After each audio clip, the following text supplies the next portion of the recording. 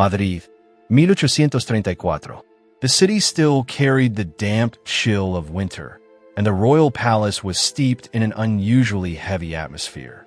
King Ferdinand VII was dead. Funeral rites were being prepared. Officials moved in and out with solemn expressions, and the court tried hard to maintain an outward sense of order, as if observing the proper rituals could neatly seal away everything that had just come to an end.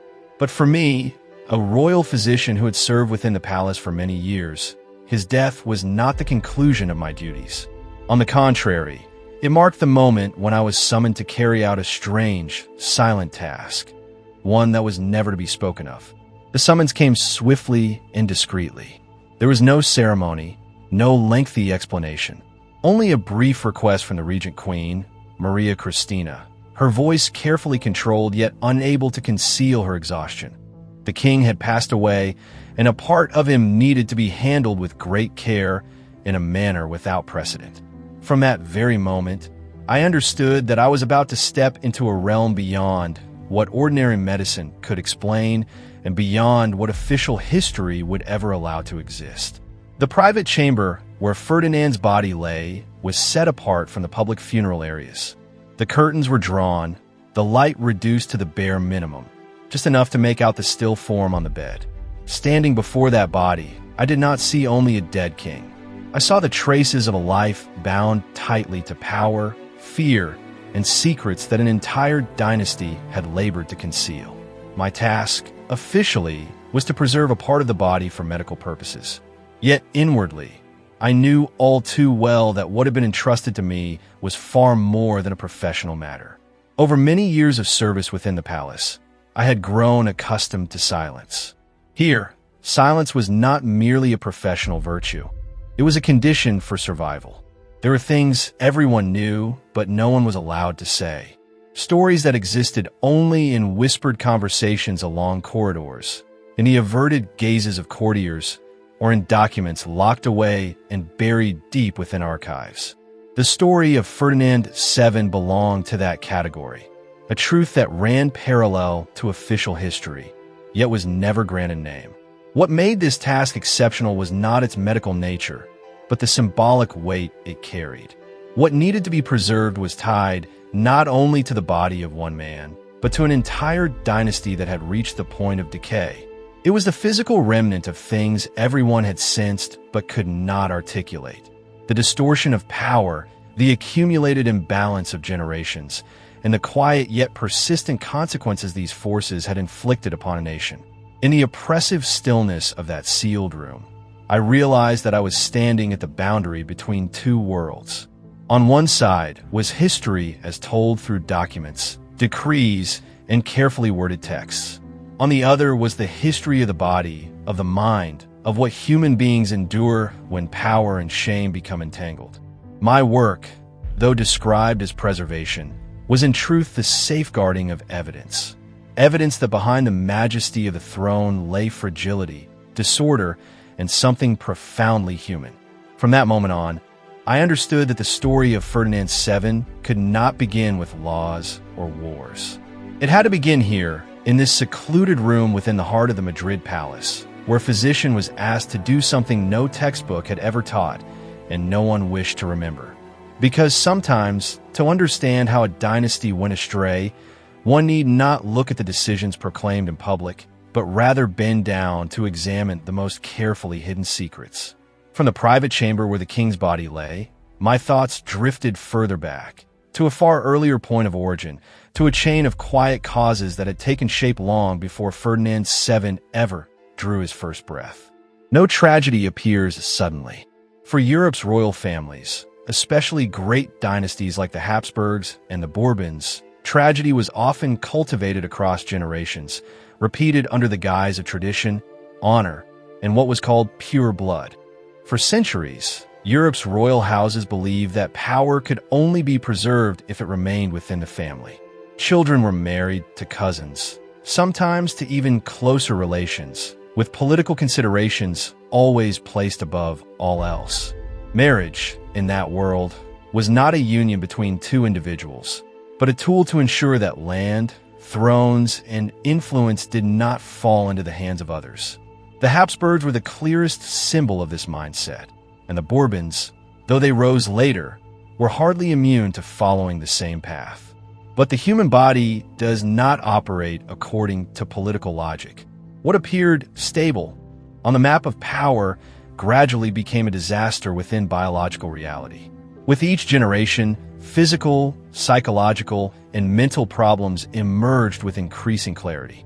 Some were born frail, others carried defects that could not be hidden, and still others lived their entire lives with mental disturbances for which the era had no language. All of it was concealed, legitimized through ritual, or simply ignored, as long as the throne passed along the correct bloodline. Ferdinand VII was the inevitable result of those choices. He was born in 1784 at the Palace of El Escorial, a place both imposing and cold, as though designed to remind those born within it that they belonged to power before they belonged to themselves. His father, Charles IV, and his mother, Maria Luisa, were cousins. Their marriage surprised no one at court, for it followed precisely what had been repeated before: the binding of bloodlines to preserve royal authority. From the very beginning, Ferdinand was not an ordinary child in any sense of the word. Not because he was born in a luxury, but because his body and mind bore signs of instability that royal physicians dared record only in strictly confidential reports. These signs were never made public, never named outright, yet they were visible enough for those close to him to sense that something was wrong. Rather than being treated as something to be understood, they became a burden to be concealed. Within the court, people rarely spoke openly about causes. But in private conversations, physicians and courtiers alike understood that Ferdinand was not merely an individual with defects, but a living manifestation of a system that had gone too far. Everything that had accumulated within royal bloodlines over generations now converged in a single human being, one who embodied both the hope of succession and the full weight of the past consequences. There's a bitter paradox at the heart of this story. Ferdinand was raised to believe that he was the embodiment of legitimate authority, the future of the dynasty itself. Yet his own body and mind told a very different story, a story of slow but irreversible decay within the old monarchy. In him, people did not see merely a prince, but cracks that had spread so widely they could no longer be sealed by ceremony or declarations of loyalty. As Ferdinand grew older, these instabilities did not fade. On the contrary, they became more pronounced. They shaped how he viewed the world, how he perceived others, and how he understood himself. The confidence expected of a future king never truly took root. In its place grew a constant sense of unease, masked by a stern exterior and an excessive sensitivity to every glance and every word. Long before he ascended the throne, Ferdinand already carried within him the shadow of a dynasty rotting from the inside. From the perspective of a physician, I cannot see Ferdinand simply as a man to be blamed or pitted. He was the product of decisions made long before he had any power to choose his own path. The blood running through his veins was not only royal blood, but the blood of political compromises, fears of losing power, and a persistent disregard for the natural limits of the human body. In that sense, Ferdinand VII was not merely a king born during an age of decline. He was living proof of that decline, made visible in his very form and fate. These inherited instabilities did not exist in isolation. They grew within a family environment that lacked stability from the beginning. Ferdinand VII's childhood unfolded in a royal court where power was everywhere, yet genuine human connection was fragile and uncertain. His father, Charles IV, was gentle in a way that made others struggle to place their trust in him. He was neither decisive nor capable of firmly controlling the court. Much of the time, the king appeared indifferent to matters of state, allowing crucial affairs to slip into the hands of others. In that vacuum of authority, Ferdinand's mother, Queen Maria Luisa, became a central figure in an entirely different way. Her relationship with Manuel Godoy, an ambitious favorite, was no closely guarded secret. It unfolded so openly that the entire court knew Foreign envoys knew, and whispers spread through every corridor of the palace. For a child born and raised in such an environment, family ceased to be a source of safety and instead became the first origin of confusion and mistrust. Ferdinand grew up watching his father be disregarded and his mother become the focus of constant gossip. What should have been shielded from the eyes of a royal child was exposed with unsettling clarity. He learned early that even the closest relationships could be shaped by interest and power. As a result, trust, already fragile in a calculating court, had little chance to take root in Ferdinand's mind. At the same time, his physical and psychological shortcomings drew more attention than anyone might have wished. In a court where appearance and demeanor were endlessly scrutinized, Ferdinand inevitably became a subject of discussion. There were sympathetic glances, but also mocking smiles hidden behind layers of politeness. Even when no one spoke openly, he could feel himself being judged, compared, and whispered about behind his back. More painful still was the fact that such talk did not remain confined within the palace. Foreign diplomats, in reports sent back to their own courts, referred to Ferdinand as a cause for concern regarding Spain's future. Information traveled along paths a young prince could not control, yet was perceptive enough to sense. Ferdinand understood that he was not merely being observed, but evaluated as a symbol of the health and prospects of the entire dynasty. These experiences left deep marks. Rather than seeking connection, Ferdinand gradually withdrew. He learned to be wary of every word and every gesture, uncertain whether they came from goodwill or ridicule. Suspicion did not form as a conscious choice, but as a reflex of self-defense. In a world where even family failed to offer safety, trusting anyone became an unacceptable risk. Feelings of humiliation and being looked down upon accumulated over time, hardening into a complex and unnamed sense of inferiority. Ferdinand did not forget what he had heard, seen, and endured. Yet instead of confronting it, he chose to compensate by clinging to the one thing that made it impossible for others to dismiss him: power. Even as a prince, he showed extreme sensitivity to any sign that his status was being threatened.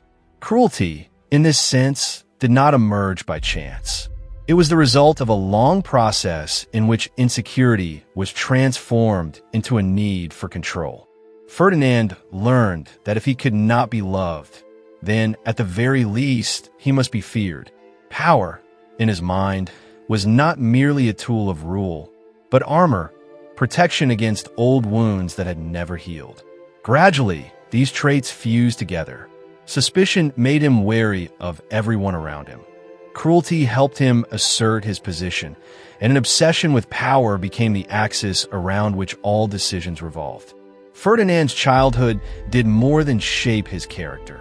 It laid the foundation for how he would later wield authority. In a court where cracks had long existed, this personality was not merely a personal flaw, but a perfect component of a far greater tragedy in the making. These traits were not shaped solely by family environment or emotional wounds from childhood. They were also inseparably linked to another factor, more discreet yet profoundly influential: the personal physical abnormalities Ferdinand carried throughout his life. In the medical context of the late 18th and early 19th centuries, understanding of heredity and human psychology was extremely limited. Royal physicians could observe and record, but rarely explain fully what they saw. Ferdinand's abnormalities were therefore documented cautiously and discreetly, in records that were never meant to be made public. For the court, this was an extraordinarily sensitive matter. A future king did not represent political authority alone, but also the classical ideal of masculinity: strength, stability, and completeness. Ferdinand, with deficiencies that could never be entirely concealed, stood in stark contrast to that ideal. This created a constant, unspoken tension between the image the court sought to project and the reality it was forced to confront every single day. On a social level, that sense of difference made Ferdinand constantly feel as though he were under scrutiny. Despite being wrapped in ritual and ceremonial dress, he could never fully escape the feeling that his body itself was somehow wrong.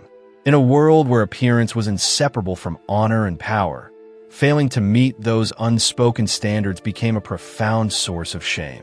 It was not a loud or openly expressed shame, but one that took deep root, quietly eroding Ferdinand's sense of self. Within him existed a conflict that was difficult to reconcile. On one hand, he was raised to believe that he stood above all others, that he was the embodiment of supreme authority. On the other, his personal deficiencies constantly reminded him of his own fragility and imperfection. Pride and inferiority did not cancel each other out. Instead, they coexisted, collided, and produced a prolonged state of inner tension. Ferdinand yearned to be revered, yet lived in fear of being seen through. From this contradiction, extreme behaviors gradually emerged. Ferdinand did not tolerate the feeling of being watched or evaluated, especially by those close to him. Another person's gaze, whether innocent or intentional, could easily be interpreted by him as a threat. Rather than confronting his shame, he sought to control the circumstances so that no one would have the chance to touch that vulnerability. And most effective tool for doing so, of course, was power. At court, Ferdinand's severity gradually crossed the boundaries of ordinary discipline. He showed a tendency to punish harshly those who made him feel unsafe, even when the reasons were vague or difficult to define. This was not always the result of calculated intent. Often it resembled a reflex, a way of extinguishing a perceived threat before it could take shape. Violence, in this context, was not merely an instrument of rule, but a veil drawn over deep-seated insecurity. This concealment operated on multiple levels.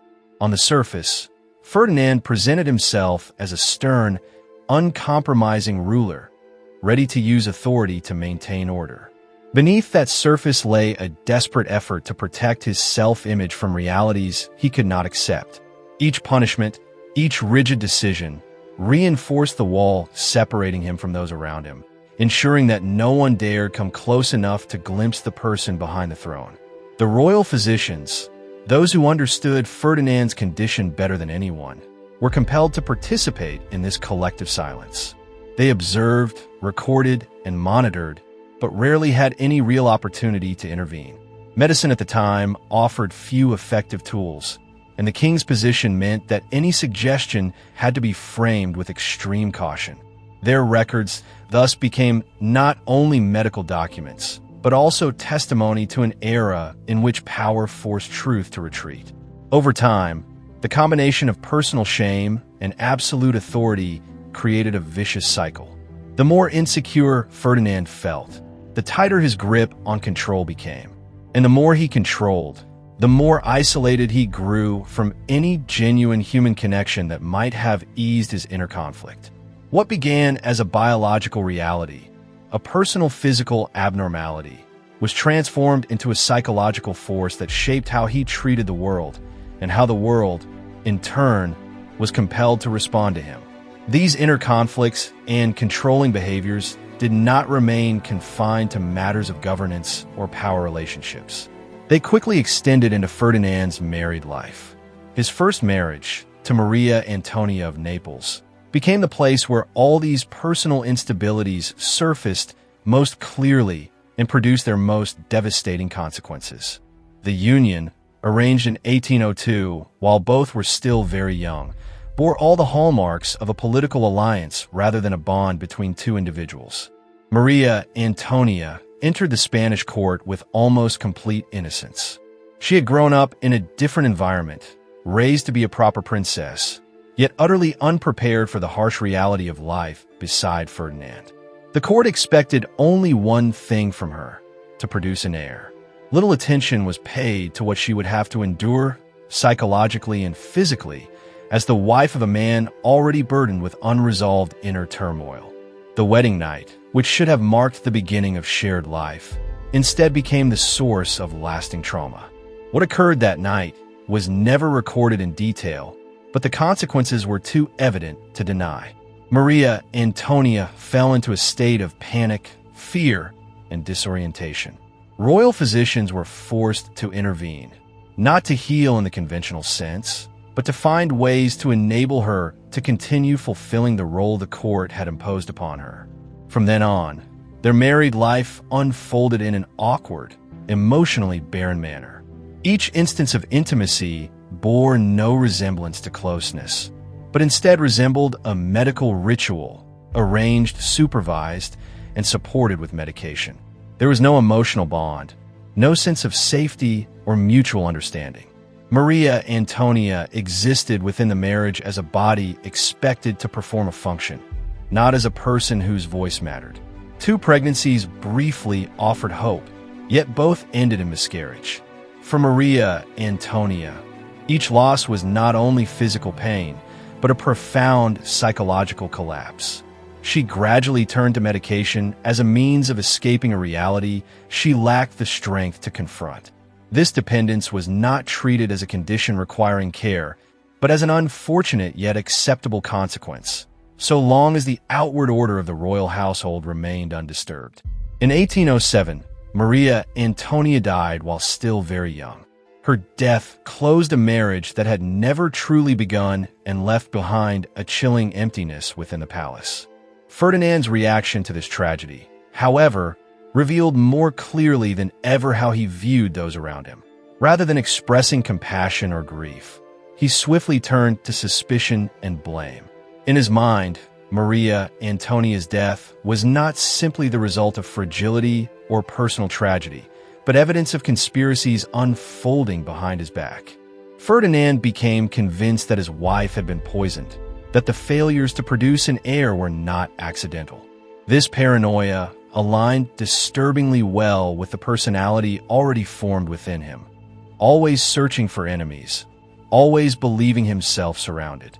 Maria Antonia's death, instead of prompting him to reflect on himself or on the marriage that had driven her to the brink, became yet another piece in the world of suspicion he had constructed around himself.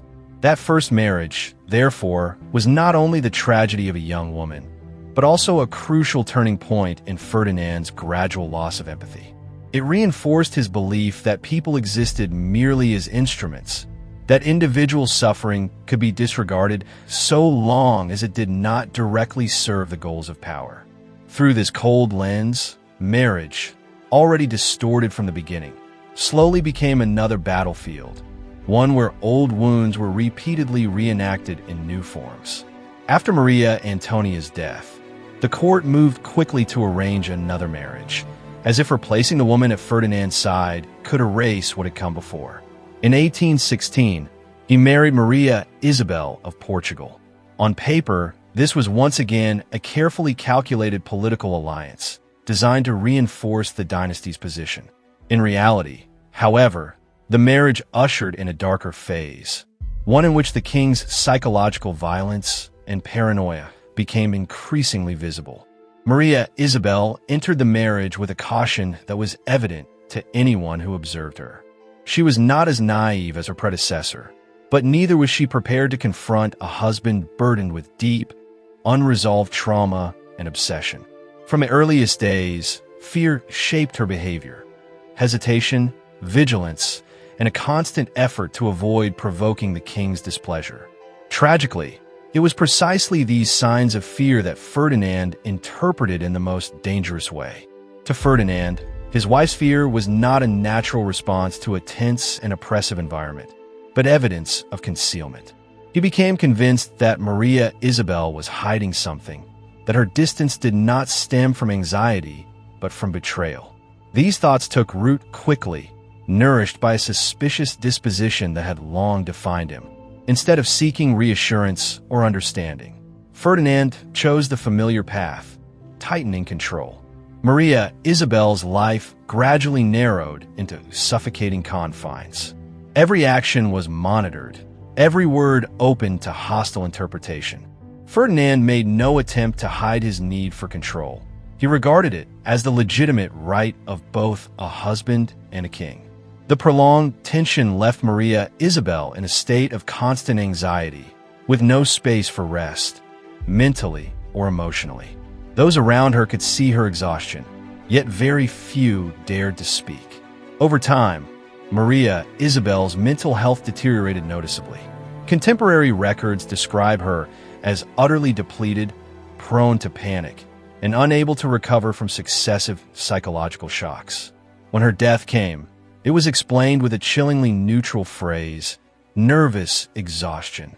The wording was cautious, sufficient to acknowledge the complete collapse of a human being, yet careful to avoid naming the deeper causes that had driven her to such an end. Ferdinand's response followed a now familiar trajectory. He refused to consider the possibility that the atmosphere of psychological violence and extreme control had contributed to his wife's downfall. Instead, he became convinced that Maria Isabel had been poisoned. This belief did not remain confined to his thoughts. It quickly translated into action. Ferdinand ordered investigations, demanded inquiries into anyone who had come into contact with the Queen, and did not hesitate to arrest those he suspected, even when the evidence was tenuous at best. Once again, the court descended into a state of tension. Fear spread, not only because of the Queen's death, but because anyone could become the next target of suspicion. For Ferdinand, each personal tragedy only strengthened his conviction that he was surrounded by conspiracies. And within that worldview, violence and repression ceased to be temporary measures. They became the only means through which he felt secure. After 2 consecutive marriages ended in loss and suspicion, Ferdinand entered his 3rd marriage with a markedly altered mindset. In 1819, he married Maria Josepha Amalia of Saxony. If the earlier unions still carried traces of political alliance and traditional expectation, this one was approached in a far colder, more utilitarian manner. Marriage was no longer seen as a relationship between 2 people, but as a problem to be solved through methods that increasingly resembled scientific and medical intervention. Maria Josepha Amalia was very young when she arrived at the Spanish court. She was described as devout, reserved, and strictly obedient to what was asked of her. In the eyes of the court, she was a safe choice, lacking strong individuality, easily guided, and capable of adapting to the rigid procedures centered on a single goal, producing an heir. To Ferdinand, who had largely lost the ability to view marriage through ordinary emotional lenses, Maria Josepha was not a partner, but the focal point of a prolonged experiment.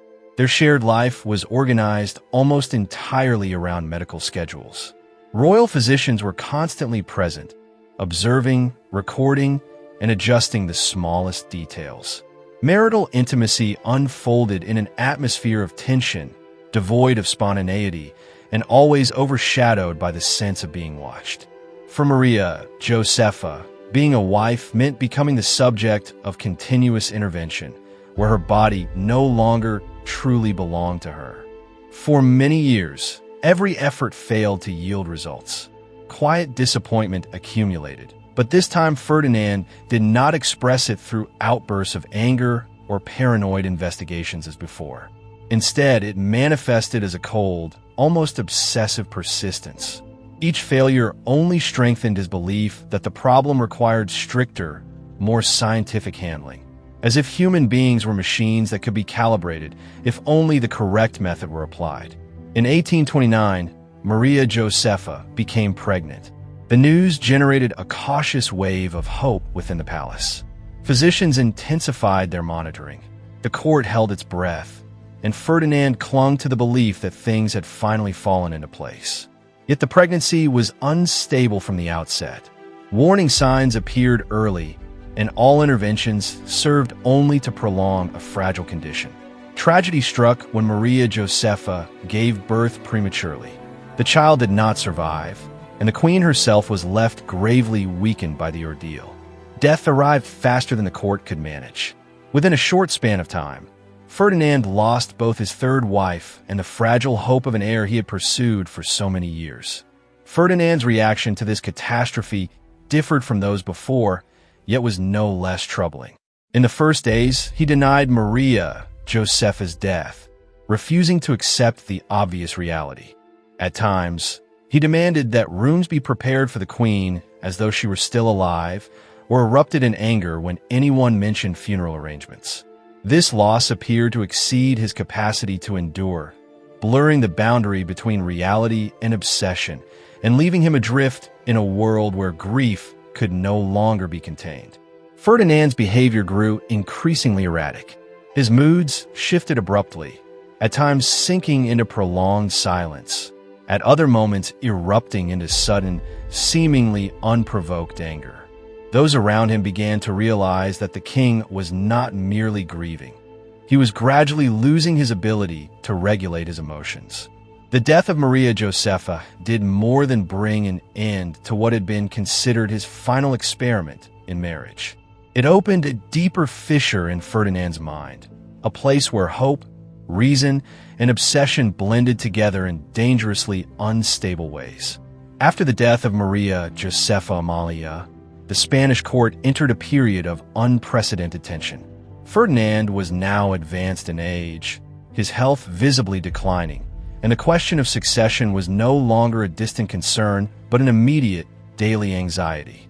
In this context, his fourth marriage, to Maria Cristina, no longer carried the shape of hope or experimentation.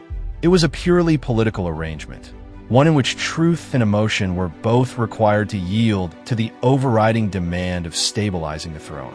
Maria Cristina appeared more as a solution than as a choice.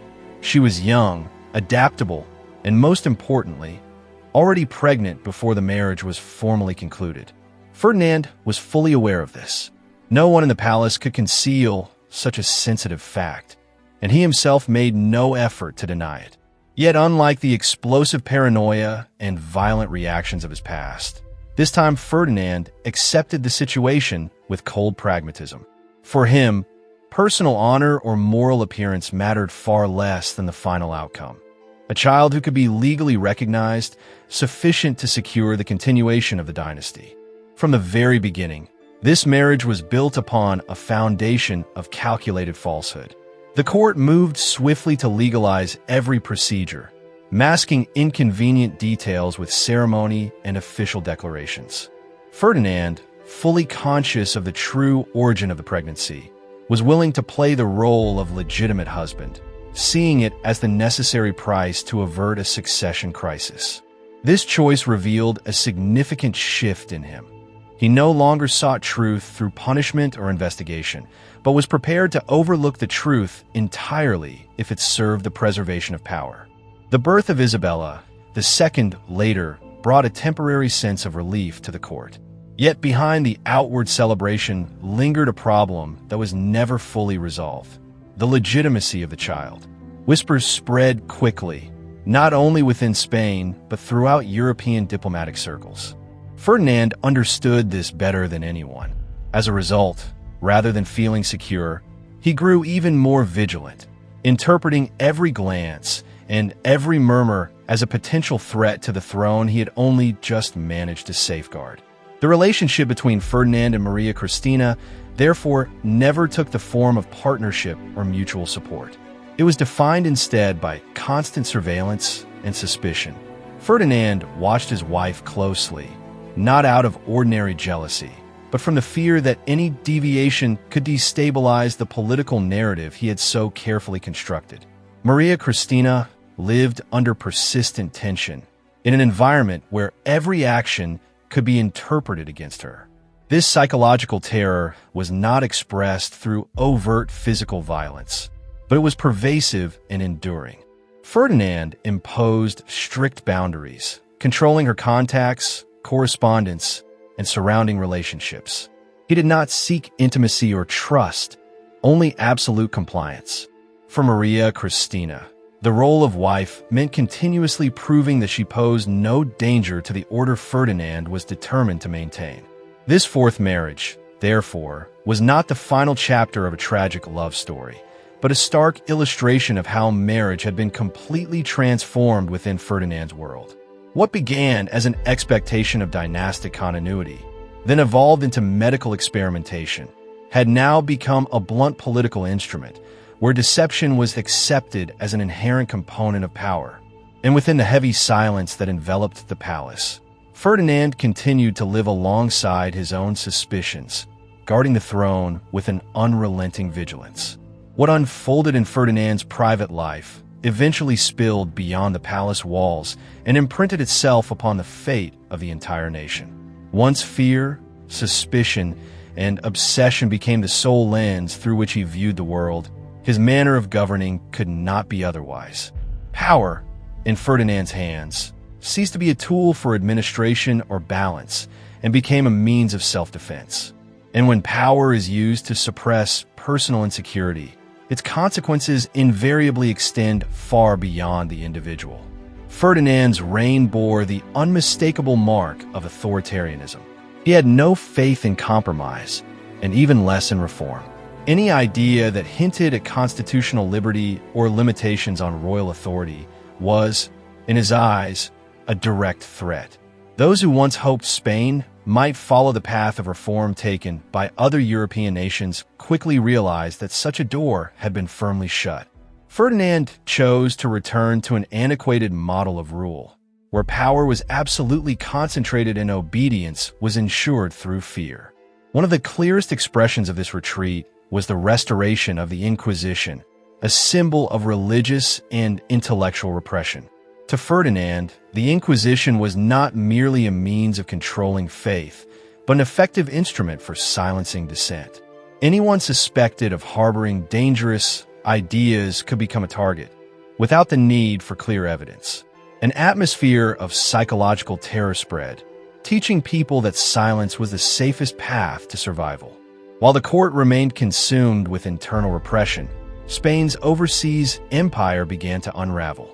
The colonies in Latin America, long burdened by resentment, seized upon the moment of instability to pursue independence. Ferdinand proved neither flexible nor clear-headed enough to develop an effective strategy. He responded with rigidity and force, but these measures only pushed the independence movements further away. One territory after another slipped from Madrid's control, leaving behind an empire hollowed out and exhausted. The economic consequences soon became apparent. The loss of the colonies meant a severe decline in revenue. Trade stagnated, national finances fell in a crisis, and Spain, once a European power, gradually lost its standing on the international stage. While other nations advanced through industrialization and reform, Spain remained trapped in the past, bound by the fears of the man at its head. Even within the court itself, a culture of fear became normalized. No one dared to speak plainly. No one risked expressing dissenting views. Officials watched one another closely, aware that a careless word could be interpreted as betrayal. Networks of spies and informants proliferated, allowing suspicion to seep into every relationship. The court, rather than serving as a space for policymaking, became an oppressive environment where far more energy was devoted to self-preservation than to the common good. What is striking is that none of this arose from a long-term strategy or a coherent political vision. It was the direct consequence of a man who never escaped his own personal wounds. Ferdinand ruled the country in much the same way he treated his family and his marriages, through control, suspicion, and punishment. His private tragedies, rather than being acknowledged and contained, quietly shaped the functioning of the entire state apparatus. At this point, the boundary between personal life and national destiny completely dissolved. Spain was not merely subjected to an authoritarian ruler. It bore the full weight of an unstable mind vested with absolute power. In that thick atmosphere of fear and decay, the tragedy of one individual became the catastrophe of an entire country. As political and social losses accumulated, Ferdinand's own endurance gradually reached its limit. The final years of his life no longer resembled the reign of a governing monarch, but rather the prolonged collapse of a man exhausted both physically and mentally. What had once existed as simmering suspicion now hardened into overt paranoia, no longer concealed behind his familiar mask of severity. Ferdinand increasingly inhabited a world of threats of his own making. He believed himself surrounded by overlapping conspiracies, convinced that anyone who came too close, his decisions grew erratic, sometimes marked by prolonged hesitation, at other times by sudden bursts of rage. There were moments of extreme anxiety in which he demanded that his servants be replaced or questioned the loyalty of courtiers who had served him faithfully for years. Paranoia ceased to be an occasional reaction and became a permanent condition governing his thoughts. Alongside his mental collapse came the irreversible decline of his body. Ferdinand grew noticeably thinner, his strength waned, and persistent pain left him utterly depleted. The royal physicians, long accustomed to recording their observations in silence, could now do little more than monitor his condition and attempt to alleviate some of his discomfort. Medicine at the time was incapable of rescuing a body eroded by years of tension, suspicion, and chronic sleeplessness. In his final days, Ferdinand was almost completely isolated, not because he lacked attendants, but because he had lost the capacity to connect with them. Conversations became fragmented, his gaze often distant, as though he were clinging to thoughts intelligible only to himself. Even when Queen Maria Christina remained at his side, her presence was insufficient to soothe the anxiety that had taken root over decades. Ferdinand no longer trusted others, yet no longer had the strength to control them as he once had. He died in 1833 in a state of total debilitation. There is no single dramatic event that could be named as the definitive cause. His death was not the result of a clearly defined illness, but the inevitable conclusion of a long process of attrition. His body seemed to have exhausted the energy required to sustain life, while his mind had long since lost its anchor. In retrospect, the true cause of Ferdinand's death lay not in a specific medical diagnosis, but in a lifetime of accumulated exhaustion. Exhaustion from concealing personal inadequacies, from living in fear of his own making, from using power as a shield, only to be isolated and hollowed out by that very power. What occurred in 1833 was merely the final moment, when all those pressures collapsed at once, closing the life of a king who had never truly found peace, despite standing at the pinnacle of authority. After Ferdinand drew his final breath, the court faced not only a vacuum of power, but a truth that had been concealed for decades. The examination of his body, normally conducted discreetly for monarchs, took on exceptional significance. It was not merely intended to confirm the cause of death, but represented a final attempt to understand the man behind the mantle of power that had long terrified the court. The autopsy confirmed suspicions that had quietly circulated among royal physicians for years. Ferdinand bore severe physical abnormalities, sufficient to establish that he could not function as a healthy man. Medical records that had previously existed only in cautious hints and evasive language were now stated more clearly in internal reports. What many had speculated about in whispers finally became an undeniable truth. More striking still was a discovery that shocked even the physicians themselves. Ferdinand's body showed evidence of prolonged self-inflicted injury. These were not accidental wounds, but repeated injuries indicating deliberate behavior. This finding cast an entirely new light on the fits of rage, cruelty, and obsession with control that had defined his reign. They were not merely expressions of absolute power, but also the means by which a man coped with a profound sense of shame he never dared to acknowledge. The physicians were acutely aware of how sensitive these conclusions were. In a dynasty already severely damaged in credibility, publicizing such details would only further darken the image of a decaying regime. As a result, all documentation related to the examination was handled with extreme caution. Detailed reports were not circulated within the court, but quickly sealed and classified. Ultimately, these files were transferred to the Vatican, regarded as the most secure and discreet repository for sensitive secrets of Catholic European monarchies. They were preserved not merely as medical documents, but as a form of hidden legacy, something the Spanish court neither wished nor dared to leave openly to posterity. The silence surrounding these records endured for generations, helping sustain the ambiguous and contradictory image of Ferdinand in official history. Yet even buried in archives, those conclusions quietly told another story, a story of the intersection between personal tragedy and absolute power, of how unhealed wounds can shape an individual and then radiate outward into catastrophe for an entire dynasty. What was uncovered after Ferdinand's death did not merely close his life. It revealed the deepest layer of a tragedy that had begun long before he ever wore the crown. Looking back on the life of Ferdinand VII, it is difficult to assign him neatly to a single role. He was both the agent of immense suffering for his country and the distorted product of a system that had rotted from within. In Ferdinand, the line between perpetrator and victim is never clear. He oppressed, suspected, and destroyed, yet he also carried wounds he never chose at birth. Ferdinand was not born into a normal environment. He grew up amid the decay of a dynasty that had lost its vitality, within a family where trust, safety, and affection were fragile concepts. His physical abnormalities, shame, and psychological isolation were not merely private details, but the ground upon which his character was formed. When absolute power falls into the hands of someone burdened with unhealed trauma, tragedy becomes almost inevitable. The central lesson of this story lies not in condemning a single individual, but in the dangerous relationship between power and human psychology.